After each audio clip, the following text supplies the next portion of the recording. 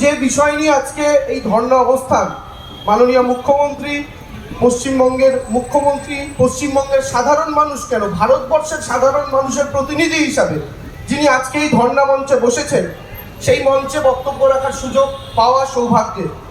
আমি দু তিনটে কথা বলে শেষ করব, বক্তব্য দীর্ঘায়িত করব না।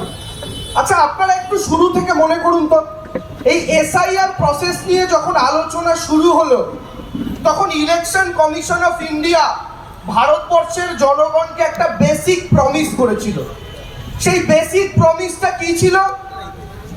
2002 এর তালিকায় যাদের বাবা মায়ের নাম আছে, যাদের দাদু ঠাকুমার নাম আছে, কিংবা যাদের নিজেদের নাম আছে, অর্থাৎ নর্মাল ম্যাপিং বা প্রজেনি ম্যাপিং এ যাদের নাম উঠে যাচ্ছে, তারা প্রত্যেকে নিশ্চিন্ত হয়ে ঘরে বসে থাকতে পারেন, আর চিন্তার কোনো ব্যাপার নেই।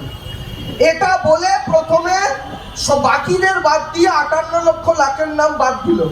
তার মধ্যে আনম্যাপ ছিল, এবং তার মধ্যে বহু এমন জীবিত মানুষও ছিল যাদের মৃত বলে ঘোষণা করা হয়েছে।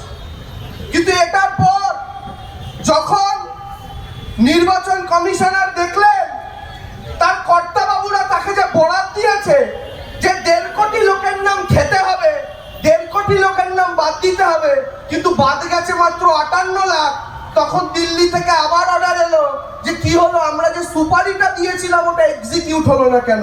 তখন গণেশ বাবু নতুন সিস্টেম আনলেন, লজিক্যাল ডিসক্রিপেন্সি। লজিক্যাল ডিসক্রিপেন্সির অনেক ব্যাপার আছে, আমি নিজে ডাক পেয়েছিলাম শুনানিতে, কারণ জানি না।